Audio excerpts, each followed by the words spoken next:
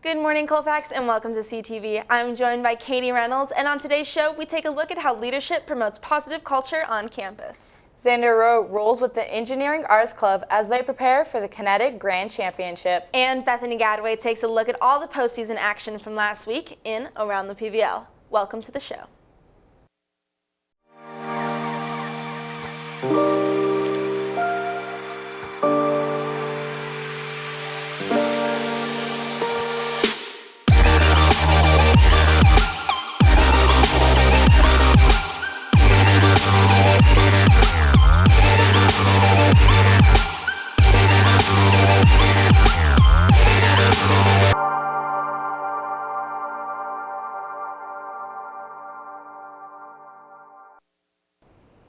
The window to fill out a leadership application has come and gone. Students who qualify to run for office will start their campaign in 2 weeks with an announcement of their candidacy right here on CTV. Contested positions will be decided by both a popular vote and a panel review, each holding equal weight. You can expect candidates to be out on campus collecting support signatures in preparation for their announcement on March 17th. If you registered for leadership in Aries, even as an alternative, you will need to fill out an application on the school webpage in order to be considered. It's quite a process to build a good leadership team, and it's a considerable commitment for the students that make the choice to serve Colfax High School. Autania and camera op Lucian Shelton looked into why building a good school culture program drives the leadership program. Colfax is well known for their tight-knit, supportive community and enthusiastic atmosphere, and this is exactly what the leadership class sets out to achieve and promote through planned events, service, celebration, and connection opportunities. Leadership affects Colfax students by getting everybody involved and giving everyone an opportunity to make a difference while having fun with their peers.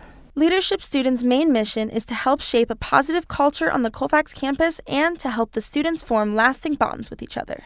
Leadership affects the atmosphere because it makes us happier to be together. It helps us come together more and just get involved in the school.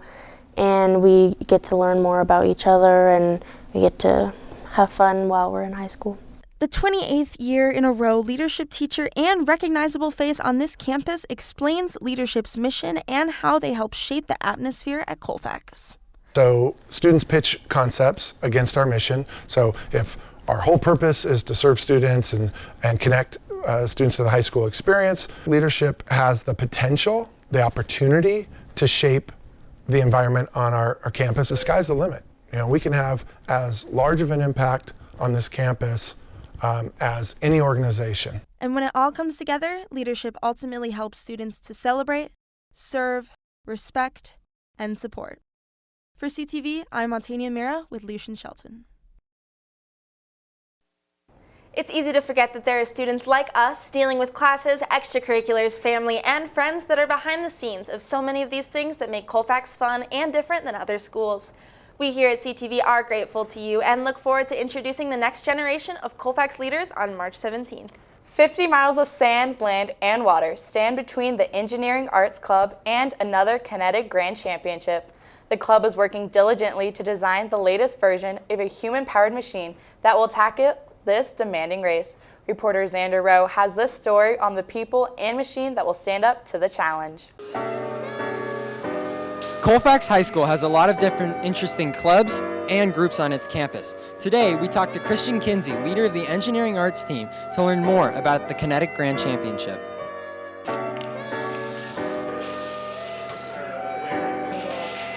Would you be able to? Colfax High School Engineering Art Club is a group of students that come together to build a human-powered vehicle that is raced at the Kinetic Grand Championship. It's always Memorial Day weekend in Humboldt County, and it's a 50-mile race broken up over 3 days.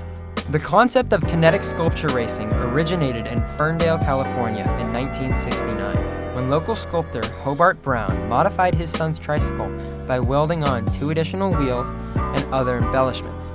From there, the race only improved and got bigger as teams from all over the world created karts and raced them in this exotic competition. Group 1 is working on building and designing the cart, doing all of the fabrication to make the mechanical pieces work. The engineering team is tasked with the construction of the frame along with the mechanism that will propel the cart over sand, roads, and even in the water. We talked to Wyatt Graves to find out about its construction.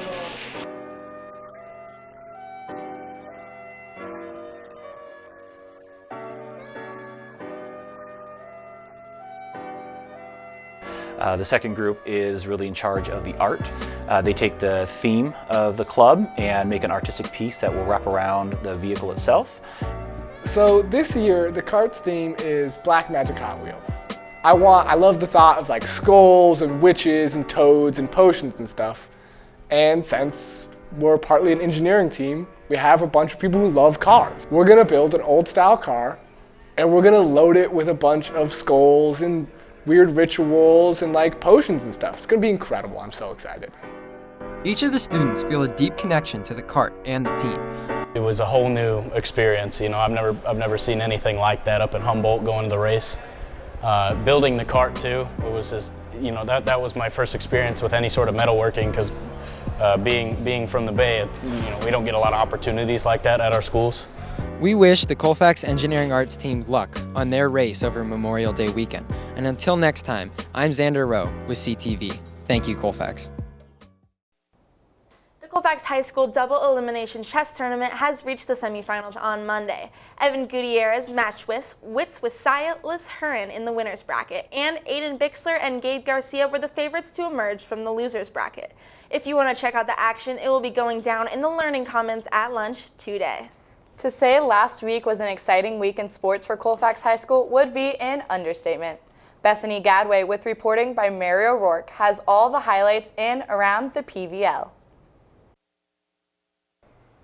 Welcome to Around the PVL. I'm Bethany Gadway, reporting without Mary O'Rourke while she is away. Colfax had a very strong presence in the CIF San Joaquin section playoffs, and our teams did not disappoint. This year's boys basketball team made the playoffs for only the second time in the past 7 years, and an accomplishment in itself. The team played an excellent first half against Woodland Christian, trailing by only 5 points at half, but, as was the case all season long, could not find the scoring punch in the second half to get the win, thus ending their season. The freshman and JV teams had a strong seasons, and coupled with a number of returning impact players, and Coach Randy Havens is very excited for the future. On the girls' side, a perfect run to the playoffs continues. The Lady Falcons have dominated all season long, and their hard work is finally paying off. The first game into the postseason, they played seed number 8 Leroy Green Academy and led the whole game, finishing 77-19. In a section semifinal match on Monday, the Falcons had the home court advantage once again when they stormed the court with their pink jerseys and took on number 5 Ben Holt College Prep Academy. When the dust settled, the Lady Falcons walked away with a dominating performance and a ticket to the section championship at the Golden One Center. Hi, I'm Bethany Gadway, reporting for CTV Sports, and I'm here at the Golden One Center as our Lady Falcons battle Golden Sierra for the section championship. The girls took on Golden Sierra at the Golden One Center on Friday morning, and 330 students took part in the largest field trip in Colfax history. Let's go! Let's go!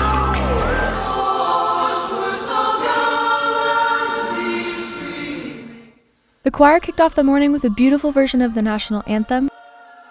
The dance team entertained at halftime. The drumline kept the beat all day long. The student section was top flight. Grace Bliss broke 1,000 career rebounds. Jasmine Owens broke the 1,000 career points barrier.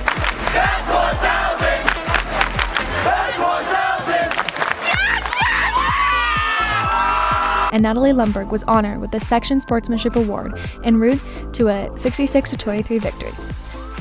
This section championship made it 11 for the Lady Falcons, the most of any public school in all divisions in the entire section and third among all schools, including private schools.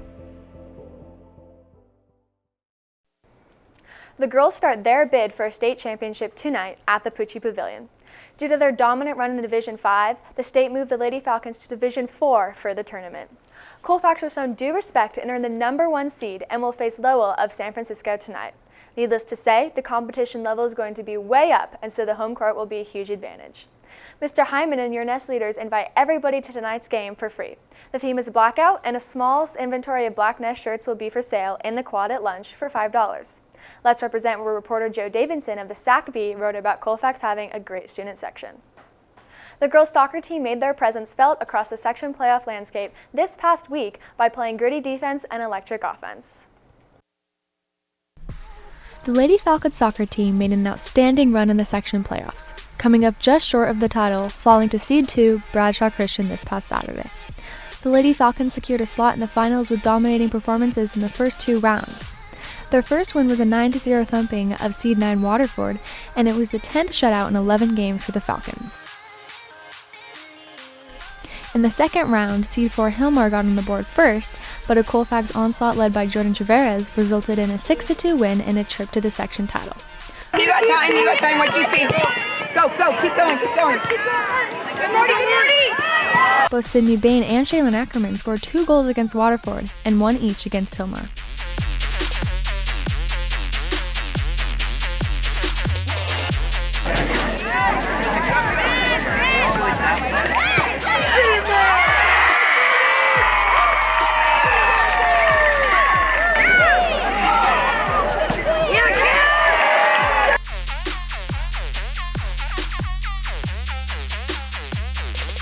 Despite the loss in the section final, the girls' soccer team put together a brilliant season with 20 wins that included 18 shutouts, and the team will hang a league championship banner at the Unification Assembly to forever remember this special season.